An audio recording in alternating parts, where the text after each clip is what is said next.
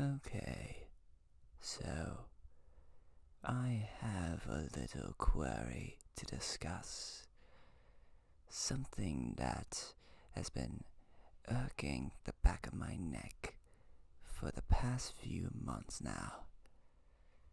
There has been a little discourse about me being, quote, shipped, end quote, with a certain someone whom I tried to forget for years now.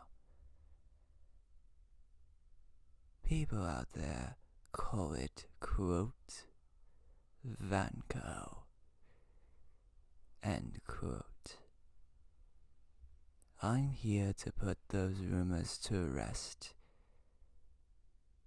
and I've written it all out, all in the third person.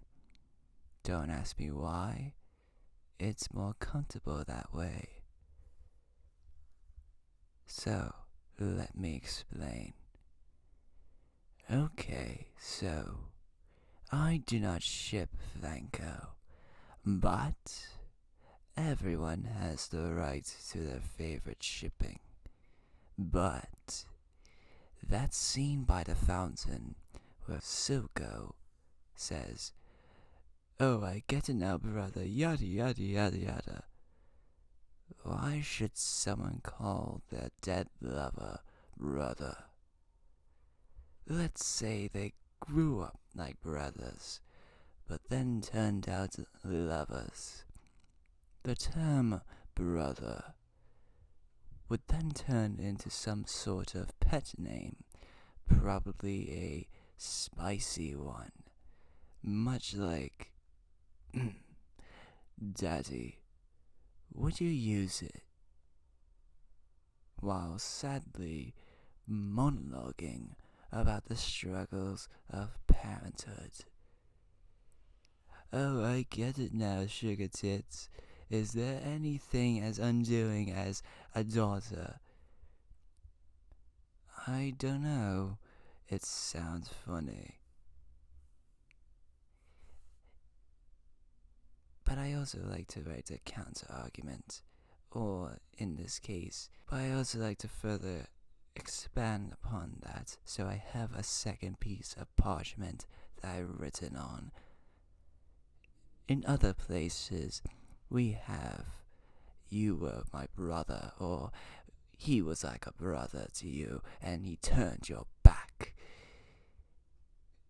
It is the brother, a brother in arms.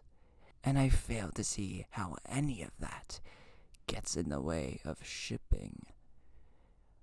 I don't understand why there's a controversy about Vanco.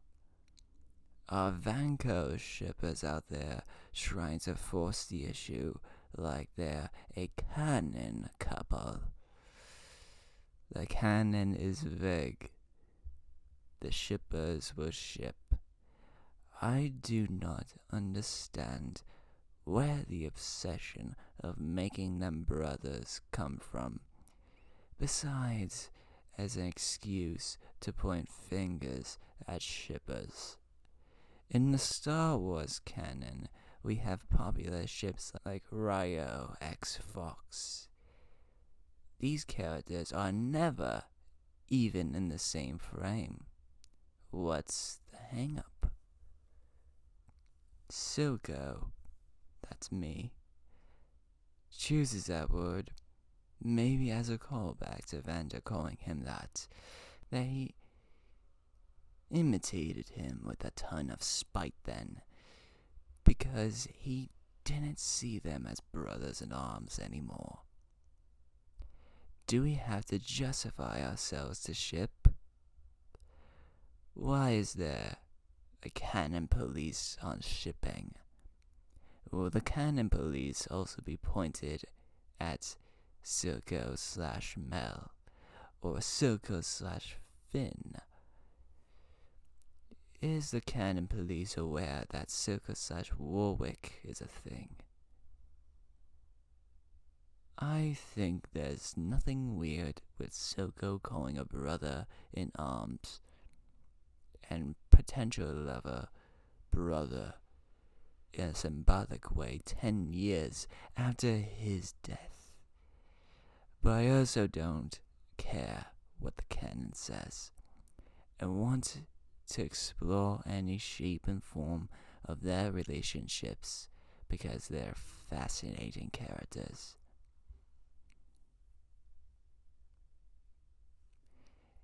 And I finish this with one last piece of paper. I've wasted so much of these with such a stupid concept. But you know, it is for argument's sake, and I have a reputation to uphold. It's so weird to me because I remember the supernatural fandom where the characters were actual brother, and it was a huge ship pretty late into the show, even at a point where there were other options for the characters. Heck, there was a time when there were multiple shows about brothers/brothers, and they all had shipping. There is Vi Chinks being written right now, disgusting, in a way that is completely inspired by the show, and not just from a time where there were known to be siblings. Vanda and Silco are not brothers in canon. Brothers in arms, blood oath brothers are a thing. But even if they were brothers, we were born to the same parents, brothers. Even then, there would probably still be shipping. Heck, I remember scrolling past Raylo Fick on AO3, characters who are not related in canon, and people were writing AUs specifically to make them blood related, both siblings and father/daughter or mother/son. Seriously, there are like 18 pages /345 works on that stuff. I have like a huge post in my queue about why Vanda and Silco don't feel like brothers to me at all. Heck, to be honest, personally, they don't even give me childhood friends / we grew up together vibes. Short version, it's because everything about their relationship is so deeply steeped in politics, with comparatively few personal touches, including that very scene at the fountain. What drives Silco there? The fact that he just negotiated with Chase, and he is remembering the man he used to share the stream with years ago. Mind we have Jace referring to Victor being like a brother to him, even though they met only when they were in their 20s. Also notes that Milo/Clagger shipping is also a thing in this fandom.